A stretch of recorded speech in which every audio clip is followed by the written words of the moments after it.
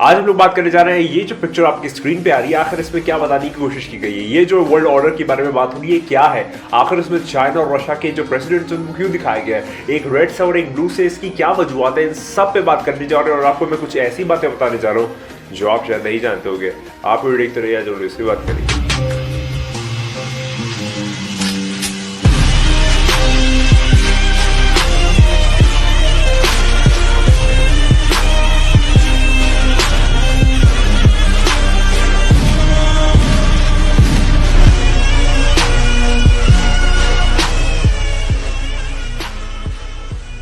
बात का आगाज करते हैं। मैं आज बात करने जा रहा हूँ, ये जो इकोनॉमिस्ट मैगजीन है ये हमेशा कुछ ना कुछ किसी ऐसी चीज़ के साथ आती है जो अपने आप में एक बहुत डिफरेंट क्राइटेरिया रखती है और कोई मैसेज जो है वो देने की कोशिश करती है सबकॉन्शियसली पूरी दुनिया को। तो इस बार का जो ये कवर आपकी स्क्रीन पे दिखाई दे रहा है, आखिर इसमें क्या बताने की कोशिश की है, आखिर इसमें क्या वजूहत है, इसमें क्या ऐसी बातें हैं, उस पर बात करने जा रहे हैं। तो चलिए बात का आगाज करते हैं। अगर इसको हम लोग थोड़ा सा ध्यान से देखें इस कवर को, तो सबसे पहले इसके अंदर दो चीज़ें मौजूद है। पहला है जो चाइना का जिनपिंग प्रेसिडेंट है उसकी शक्ल है और वो रेड कलर में है और वो बड़े ही साइज में।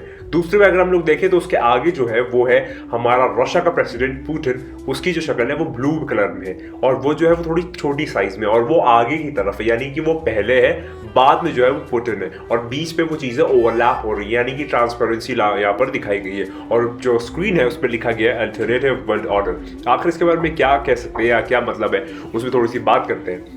तो सबसे पहले अगर आप बहुत ध्यान से देखें और यहाँ पर अगर थोड़ा सी तवज्जो करें तो यहाँ पर क्या बताया गया है वो थोड़ा सा देखते हैं। तो अगर हम लोग यहाँ बहुत ध्यान से देखें तो यहाँ पर स्क्रीन पे जो टाइटल है वो लिखा हुआ है अल्टरनेटिव वर्ल्ड ऑर्डर। उस पर हम लोग थोड़ा सा आएंगे बाद में, लेकिन पहले मैं आपको दिखाता हूँ कि आखिर इस पिक्चर का क्या डिपिक्शन है और क्या मतलब है। तो अगर आप बहुत ध्यान से देखें तो रशिया जो है वो ब्लू कलर में है और ब्लू कलर से यहाँ पर एक आप कह सकते हैं एक मैसेज देने की कोशिश की गई है।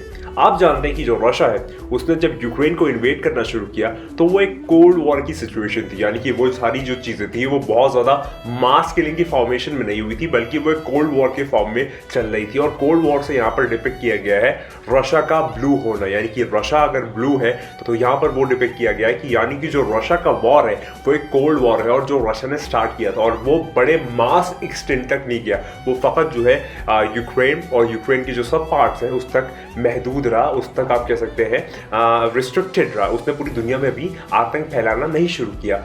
लेकिन यहाँ पर अगर आप देखें तो पीछे जो चाइना है वो रेड से डिपिक्ट किया गया है, यानी कि और बड़ी साइज में डिपिक्ट किया गया है।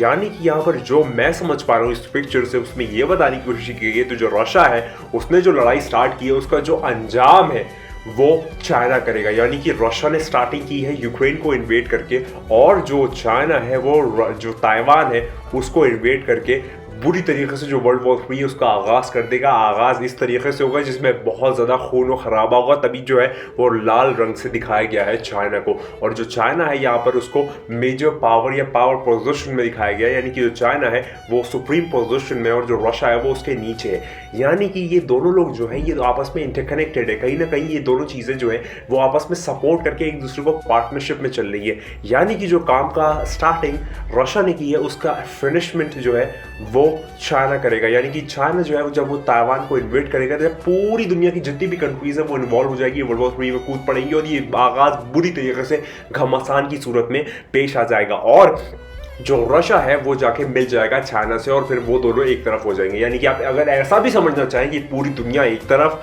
रशिया और चाइना एक तरफ, तो रशिया और चाइना जो है वो भारी पड़ सकते हैं क्योंकि वो सुपर पावर है, सुप्रीम पोजीशंस पे, उनके पास सारे न्यूक्लियर अटैक के वेपन है और एम्यूनेशन है, सारी चीज़ें। तो यहाँ पर ये दिखाने की कोशिश की गई है जो सेटनिक सिस्टम है, जो इल्यूमिनाटी का सिस्टम है या जितनी भी प्लानिंग और कॉन्स्पिरेसीज और ज़ायनिस्ट के प्लान्स है उसमें ये दिखाने की कोशिश की गई है कि जो रशिया ने जो काम शुरू किया है उसको ख़त्म चाइना करेगा। रशिया ने जो कोल्ड वॉर स्टार्ट किया है उसका रेड वॉर जो है वो चाइना करेगा। चाइना का जो जिनपिंग है वो पूरी तरीके से चाइना को, ताइवान को ऐसा इन्वेड करेगा जिसमें बुरी तरीके से घमासान, परेशानियां और किलिंग, मास एग्जीक्यूशन, ये सारी चीज़ें जो है ये आने वाले वक्त में आप देखेंगे जो कि चाइना करेगा। तो जो कोल्ड वॉर की स्टार्टिंग है वो किया है रशिया ने, लेकिन जो रेड वॉर है, जो मेन वॉर है, यानी कि जो मेन एजेंडा है उसकी जो स्टार्टिंग है वो चाइना करेगा। और ये दोनों जो है ये इंटरकनेक्टेड है, ये सारी कॉन्स्पिरेसीज की जो स्टार्टिंग है वो यहाँ पर दिखाई गई है। तो यहाँ पर मैं आपको ये वाली बात बताना चाह रहा था क्योंकि मैंने जब इसको देखा और ऑब्जर्व किया और थोड़ा सा मैंने रिसर्च के दौरान पढ़ा और जानने की कोशिश की तो ये मुझको निकल के आया कि रशिया जो है उसने काम जो स्टार्ट किया है उसको फिनिशमेंट या उसका जो एंड है वो चाइना करेगा। जो रशिया है उसका पुतिन जो है उसने जो वर्ल्ड वॉर 3 की स्टार्टिंग की है कोल्ड वॉर के फॉर्म में, उसका जो रेड ब्लड वॉर होगा वो चाइना करेगा।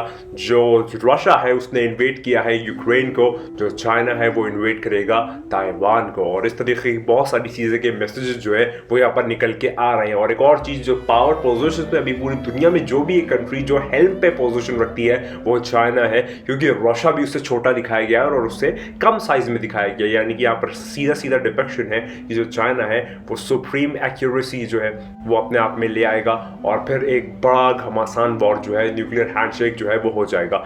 और फिर सामने से कौन आ सकता है? रशिया के खिलाफ यूके आ सकता है, चाइना के खिलाफ यूएसए आ सकता है। इस टाइप की बहुत सारी कमोशन क्रिएट हो सकते हैं आने वाले वक्त में। आप देखेंगे अब तो वक्त बचा ही नहीं है, 28 अगस्त जो है आने को बहुत कम वक्त बचा हुआ है, तो चीज़ें हो रही हैं और आप देखेंगे कि बहुत तेज़ी से जो माहौल है वो बदल जाएगा।